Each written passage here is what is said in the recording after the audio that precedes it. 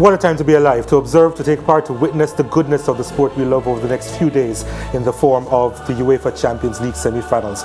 Wherever you're watching all over the world, we thank you for making SportsMax your home of champions as the Final Four do battle for Europe's greatest club prize. And the first leg semi-finals will take place over the next 2 days. The Champions League gods made us an offer we couldn't refuse by giving us the Milan derby. I hope you got the Godfather reference there. And that takes place tomorrow, of course. Today, the champions, Real Madrid, are in action against a team many consider to be the favourites, Manchester City. And it's now time to welcome the team. In studio, Eric Rademacher, Technical Director at the Kingston Football Academy and an Assistant Coach at local Premier League club, Arnett Gans. And online, we do have our Chief South American Football Correspondent, Juan Arango. There you go. And Simon Evans, our Chief European Football Correspondent, who has lived in the cities of Milan and Manchester. So he'll have a clear understanding of the expectations ahead of these monumental clashes. I'm going to start with you, Simon, because you need to put into context what's going to be happening over the next 2 days in terms of these semi-final matchups. What are your thoughts, Simon? Yeah, I think they're two fascinating games, pretty evenly balanced, both of them, really. I mean, you would look at Real Madrid, Manchester City and say that, the history, the tradition, the experience of this particular Ancelotti Milan side and Real's habit of doing so well in the Champions League would make them favourites then. But then you look at Manchester City's form and the way they've been playing of late, and you would say that they're probably slight favourites. Milan and Inter, very little to choose between them in the league as well. So, two tight games, two really, really interesting games to look forward to. Juan Arango, what are your thoughts on the matter? I do coincide. And actually, I could kick a ball over to Simon's backyard right now. That's how close I am to him. But going back to what he's saying, there's a lot to really attest to as far as the form that City's going through. They've already gone through some of the obstacles that they usually go through and have overcome them with flying colors. Real Madrid coming into this match has 3 players that are injured and most likely will not be playing. Luka Modric is a bit of a question mark as well. So the scales start to tilt one way and all of a sudden they start to balance in the other. So that's kind of an interesting setup there. And of course, the Derby de la Madonnina, yet again, in another edition of the Champions League, ends up, of course, making it that much more tastier a time. Eric, talk to me in terms of this being a dream semi-final matchup, or these two matchups being dream semi-finals, not only on paper, but in terms of heritage. Yeah, I think especially when we look at the Italian matchup, it's really, for me, amazing to see. I mean, I look at it when I was growing up with players like Shevchenko, Seedorf, Inzaghi, Pirlo, Ronaldinho, Beckham, great players. And then the generation even older than me, they grew up with Rijkaard, Van Basten when they won a whole heap of prize. So it's great to see a team like this back at this stage. And then they play in the same stadium. I mean, I've been to the stadium, to San Siro, and you'll be surprised how outdated it is compared to maybe, Anthony Spalding complex. You see a similar locker room. But the stadium is amazing, the atmosphere they have. And I think they're going to move on from San Siro to see a semi-final Champions League at this stage. And it's great. And then Madrid, we don't have to say much. City is, I think, the newest team out of these 4 semi-finalists, but great things to look forward to over the next 2 days. Yeah, and we will now turn our attention to the 236th Milan derby, which will take center stage tomorrow. These two teams share a home, but that's where the cordialities end.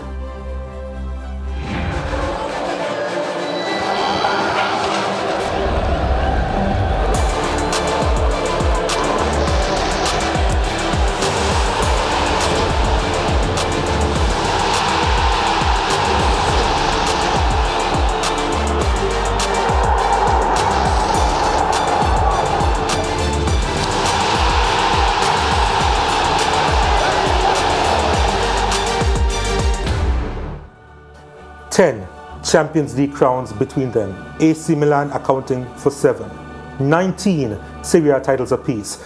These two teams have met 4 times in the Champions League, but the last time they met in the semis was 20 years ago. An away goal decided that fixture over 2 legs.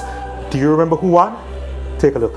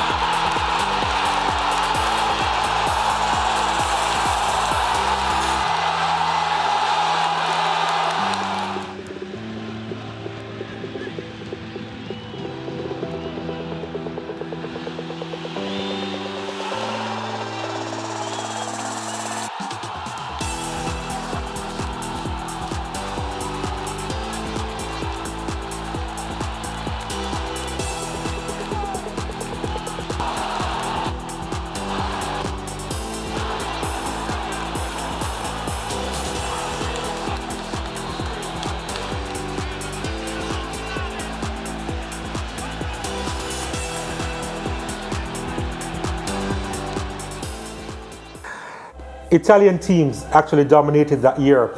Juventus had beaten Real Madrid in the other semi-final to set up an all-Italian clash in the final. It's funny because I thought that Juventus would have been favourites that the year.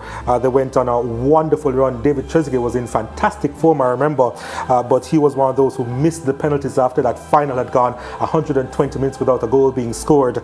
And Andrei Shevchenko, you saw him in the final shot of the clip there. He was the one who scored the winning penalty. Now, as I mentioned earlier, that them sharing a home at the San Siro is where the cordialities end, but sometimes they aren't that cordial in their own stadium. I'm going to see the pictures in just a little while. The last time they met in the Champions League was in 2005. The quarterfinals, where the second leg ended prematurely due to crowd trouble after some 72 minutes. And the Milan goalkeeper Dida, he was hit with a flare thrown from the stands. At the end of it all, UEFA awarded AC Milan a default 3-0 win to boost their aggregate victory to 5-0. Carlo Ancelotti was the manager at the time, and it kind of puts into focus, Eric, how these two teams are at each other's throats most of the time. Yeah, it's something else to see in one city, two clubs that big to go at each other than at this level, because they play each other every year. But when I reach the Champions League semi-final, there's a lot on the stake. What are your thoughts on this matchup in particular? Because again, the intense rivalry, it is so palpable. It appears to be a lot bigger than football. It is, and it's not me that says this. I mean, I remember when I was working at one point with Ivan Zamorano, of course, the Chilean striker that played for Inter Milan. He talked about how nervous the teams would end up being the week of any Derby de la Madonnina. As you see right there, images of what happened on that day over at San Siro or the Giuseppe Meazza, depending on who's the home team on that particular day. But he talked about that, and he talked about how it meant so much for the players. It was bragging rights, and until that, I mean, it's everything that you hear about every single one of the big rivalries in world football. Well, this one has all the ingredients and then some. Simon, of course, you've been there. Can you put into sharp focus what would have caused these images as well as the actual atmosphere on a regular basis when these two teams meet? Yeah, I was actually at that game when that happened, and the game before you showed the 2003 games as well. Yeah, no, there's an incredible atmosphere for a derby. It is, I wouldn't say it's the hottest atmosphere in Italian football, because when Juventus play either of these two teams, you get a pretty nasty atmosphere there. And then when Napoli come up, so these kind of images like the one we're seeing there of Giggia being hit by a flare from the crowd, at that time in Italian football weren't that uncommon. But this game absolutely has a feeling. It's different from a lot of derbies. Let's say it's different from the Classico, for example, in the fact that because it's the same city, people live and work with each other. They live next door to an Interista or a Milanista. Their families have both, and some Juventus in there as well, usually. So it's not a really nasty derby most of the time. That was quite unusually got like that. It's a fierce rivalry and a good sporting rivalry, and there's a lot of banter. You know, when you go into the office on Monday morning in the city of Milan after a derby, and you certainly walk tall if your team's won, or you're hiding by the coffee machine if they've lost. You know what's funny? In the first game this season in the league, AC Milan came from behind to win 3-2, but since then it has been all Inter Milan. Inter thrashed them in the Super Cup 3-0 in Riyadh, and in the return fixture in the Serie A, Lautaro Martinez first half strike separated the teams. And I just want your take, Eric, in terms of how do you read into these results this season, and does it paint a picture as to what to expect later on? Yeah, of course, because you know, tactically, you look at the teams have the same players in it as early in the season, so you have a certain game plan. And as you can see, Inter, as the season went on, found a certain formula that was able to actually take on AC Milan and beat them. So on the other hand, you could say sometimes that lead to a team thinking, you know, we have figured it out, we know how we can win this tie. But AC Milan have to come with something different than what they did in regular season to beat them.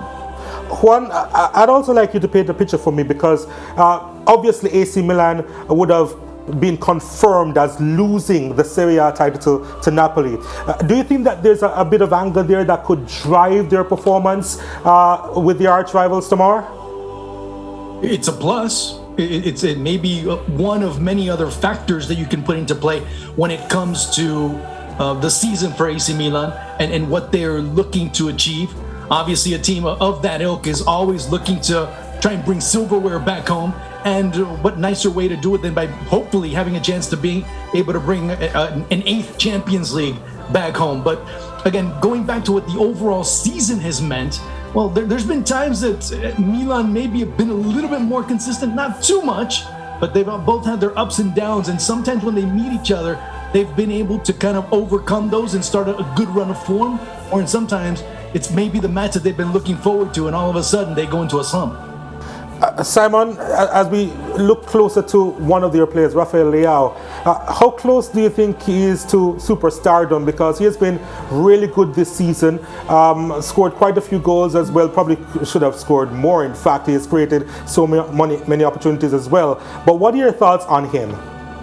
Yeah, no, he's a very exciting player, and it's a concern for Milan that, he picked up a muscle injury at the weekend, and so his involvement is a little bit touch and go. He's talking it down and saying he's fine, but you can see in the images he's training on his own, and his coach Pioli saying basically either he's fit to play or he's not even going to be on the bench. I don't quite understand that attitude, because in a game of this magnitude, if he can give you 20 minutes at the end of this kind of running that we're seeing, then that could be invaluable over a 2-leg game. But that will be a big concern for Milan, that he is fit and ready to go, because they are nowhere near as potent without him in the side. Simon, wouldn't you say that when a player has a muscle injury and you're not sure how many minutes he can play, you might start with him? Maybe that's what he meant, because maybe he can give 30, maybe 45 minutes. Wouldn't you then start with a player like that instead of bringing him on at 20 minutes? Well, there's always a risk, isn't there? When you bring somebody cold off the bench, however well they've warmed up, it's still a degree of coldness. And then what you don't want is bringing on a substitute, and then after 15 minutes you're having to take off the substitute. Even in the 5-sub era, that's never something you want to be doing. So I think what he's saying is really, either he's ready to go or he isn't. There's no halfway with it, and I don't really agree with that. I think if he's in a game of this magnitude, if you can get that 20 minutes out of him, or, like you say, start with him and take him off at half-time, having made a contribution to the game, I think you'd take that half a game from him. But let's see, some people in Italy I was talking to this morning were saying, it's the usual mind games, he's fine, it was a precaution. They took him off after 11 minutes, though, on the weekend, which makes you think that it maybe was a little bit more than mind games.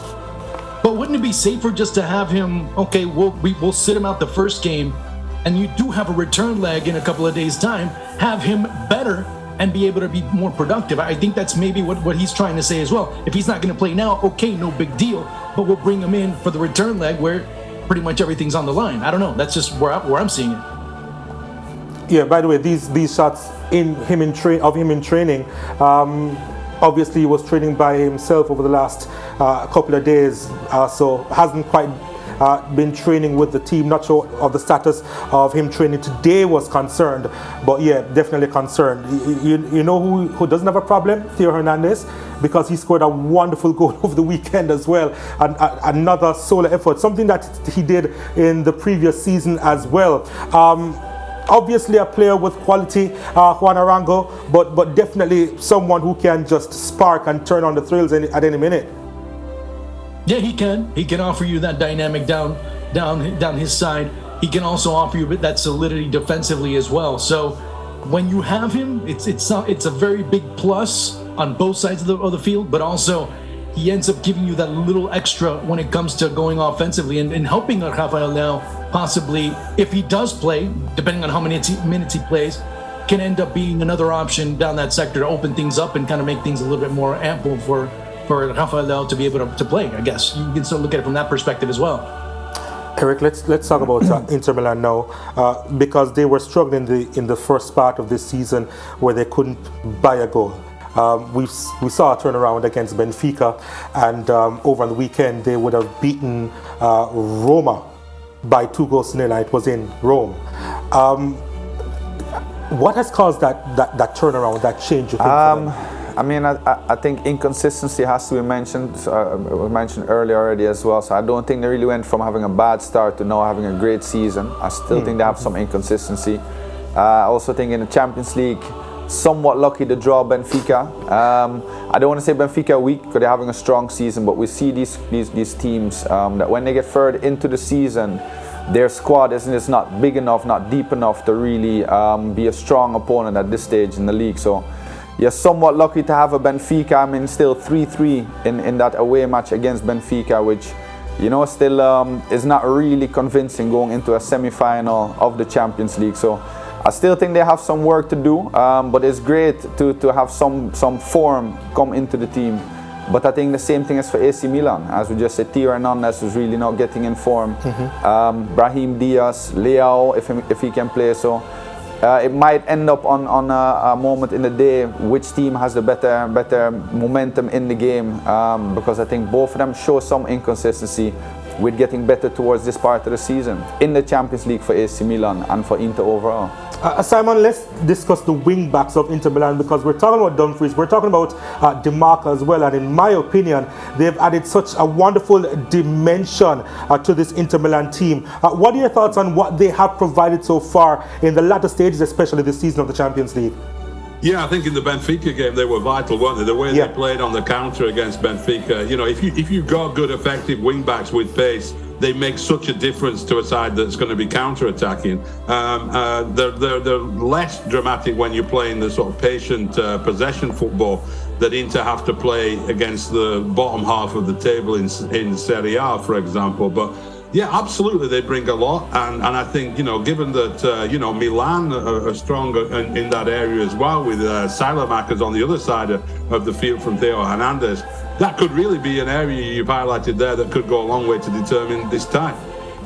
You know, I think it's kind of difficult, and it's time for predictions, gentlemen, but I think it's kind of difficult with the fact that both legs are going to be played at San Siro, so I don't even know how we can predict the first leg and which team would have the advantage heading into the second leg, but alas, here we go. Well, Eric? I'm going to give win to Inter Milan in the first leg, a 1-0, but I think AC Milan going to win it over 2 legs. Yeah, okay, Juan? I'm going the Rademacher's way. I'm pretty much agreeing on the first end, because AC Milan does really have that advantage in the overall 180 minutes, if you will. I do see Inter being able to win that first leg, maybe 1-0. Something, you know, especially if Leao is conversation. Dumfries or DiMarco being major keys. DiMarco scoring last week. I think he might score again this week. Simon, I'm sensing a teaching moment from you right now in terms of how they work out the home advantage. Talk to me about that. Well, there is a home advantage, because in that stadium, the visiting team, their fans get one section behind the goal, and that's it. So the atmosphere in an 80,000 stadium is going to be, you know, for the home game for Milan that's coming up on Wednesday, will be 65, 70,000 AC Milan fans there, and that's an advantage. That is a home field advantage, even if it's familiar surroundings for Inter Milan. That's all it is. It's familiar surroundings. So I think that the home away thing still exists, and I think this tie gets decided in large part about what we've started talking. Is Leao going to be able to play? If he isn't playing, and Olivier Giroud is playing up there on his own or with somebody else, I don't see Milan getting through this tie anywhere near as easily as they should. But, you know, I think he will play overall a part in this thing, and I think Milan just edge it over the 2 legs. Thanks, Simon. We go to a break now. When we return, our attention will be on the Bernabeu as Real Madrid get ready to host Manchester City at the top of the hour. Stay with us.